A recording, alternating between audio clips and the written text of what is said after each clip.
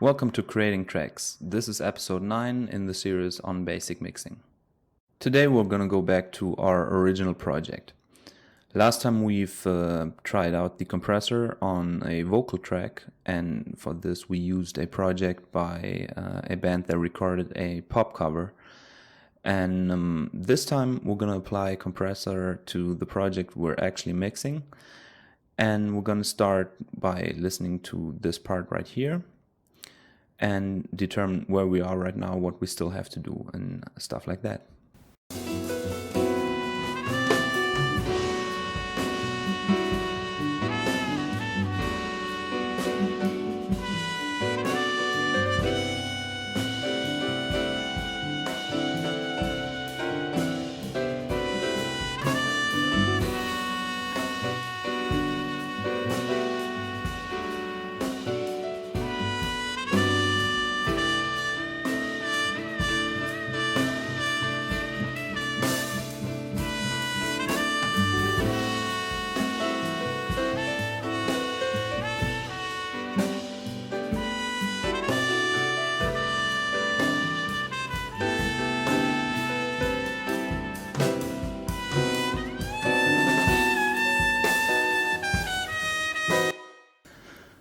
Overall, the project sounds pretty nice already.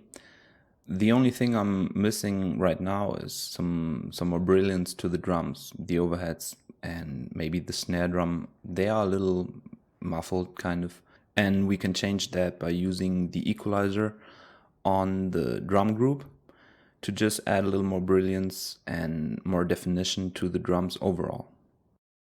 Because this is supposed to be a mix of a acoustic kind of setting, I'm gonna try to use very little compression, and that also means that I'm only gonna use it on the tracks where it's really necessary, in my opinion.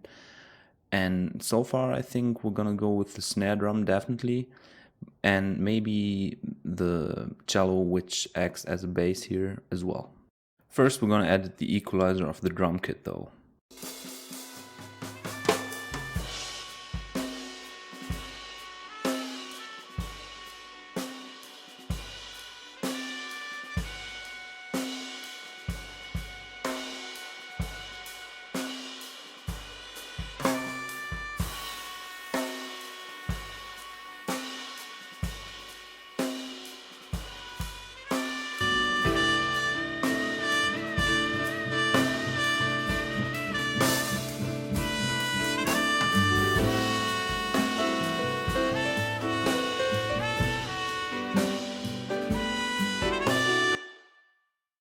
Okay, so that added a little more brilliance to the drums, but I still think the snare drum is kind of weak. We have the equalizer in place, and the problem right now is that it doesn't have the punch that it is supposed to have, kind of.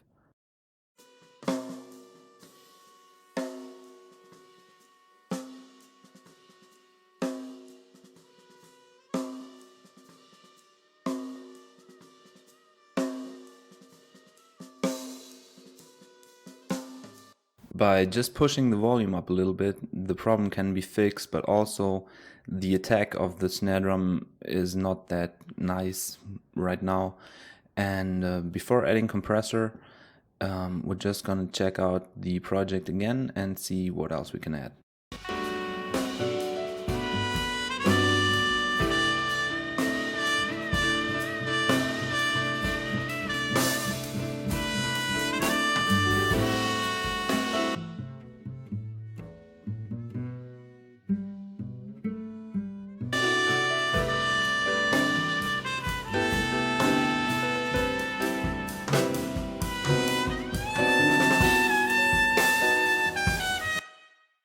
Okay, so I soloed the cello there for a little bit because this is actually another instrument that we have to use compressor on.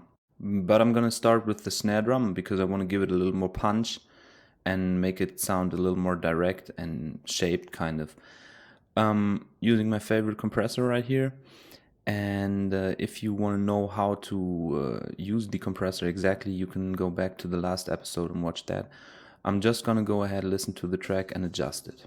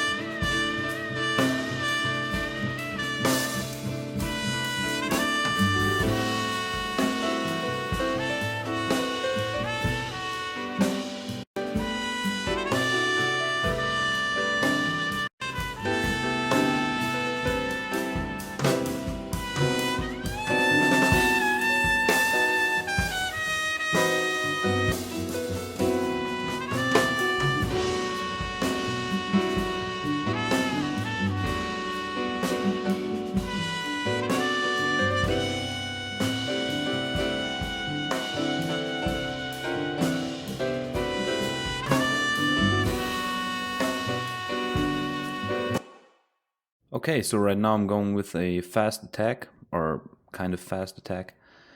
And that means that the signal is pressed down very quickly if it rises above the threshold. I'm gonna try to edit it to a slower in a little bit, but first you can also hear the difference already between the unedited snare drum and the edited snare drum. The compressor makes a difference. It's supposed to be very, very subtle, so you can not really hear it. It's just there to balance out the drum kit a little bit more.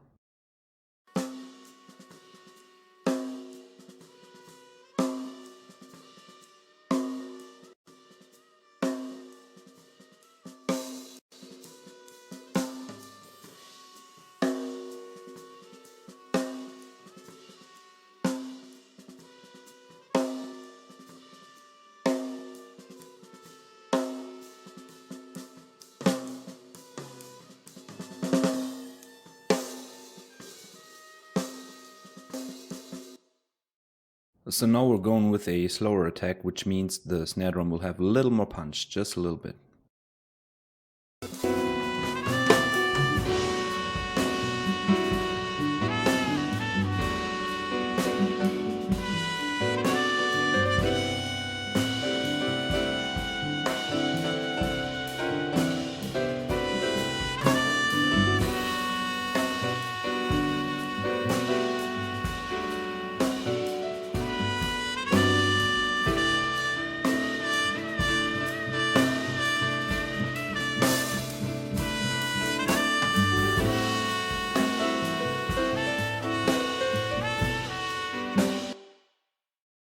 Okay, I'm pretty happy with that. The snare drum is a little more in the mix and the drum kit sounds even.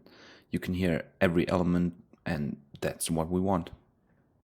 So now we're gonna have a look at the cello, and I think I'm gonna use compressor here as well because of the soft parts in between the actual notes to bring out the nuances a little more.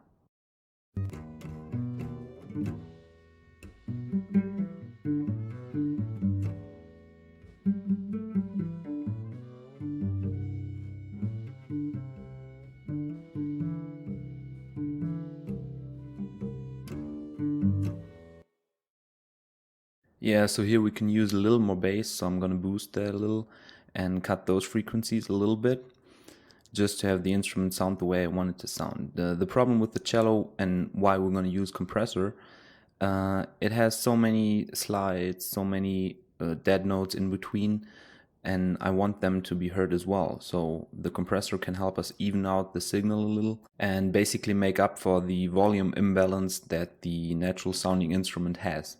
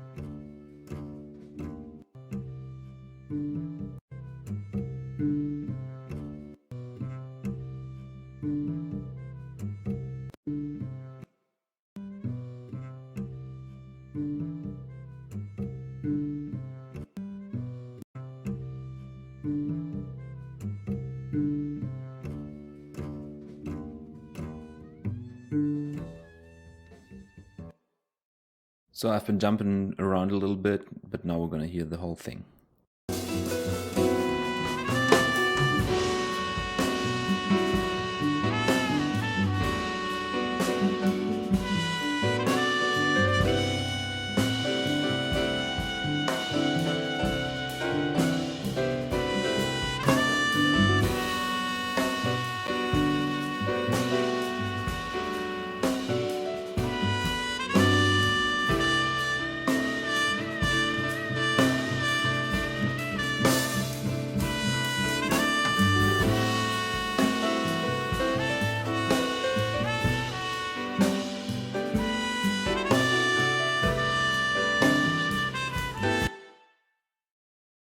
Okay, so I think this will work just fine. The compressor is on the snare drum and the cello now, and it's just to even out the signal a little more. The trumpet has a problem still. There are volume imbalances that we will not fix with the compressor because it's heard all the time. It's a very important instrument in that case because it has the lead voice. The piano has no compressor, and I'm not sure, maybe we're gonna work with the equalizer on this a little more. But in general, I'm trying to avoid compressor on the piano because the recording sounds good already. The cello, as I said before, has compressor now to lift basically the soft signal a little bit and make it more audible to the listener. The drum kit overall has no compressor, and the overheads, for example, they only have this equalizer right here to boost the brilliance a little. Snare, as I said before, has compressor, and the kick drum has no compressor as well. It's just EQ'd, and I think the bottom of the kit is heavy enough now. Then there's an equalizer on the drum kit overall. I like to keep the drums uncompressed because that is a more natural sound in many ways. And speaking of natural sound, the compressor can fix some problems, but it also can cause some problems. And what we're going to do in the next episode is we're going to look at automation. We can basically automate volume faders right here. So they will basically turn up or down the volume by themselves. And I'm going to show you how that works next time. I'm going to use that on the trumpet so I don't have to use the compressor, so I can control it better and basically use it on the piano as well, maybe on the cello, maybe on the drum kit. Depends. If an instrument gets too loud, I'm gonna automate the volume fader so it will be adjusted accordingly. But that's it for now. I thank you for watching this episode, and goodbye.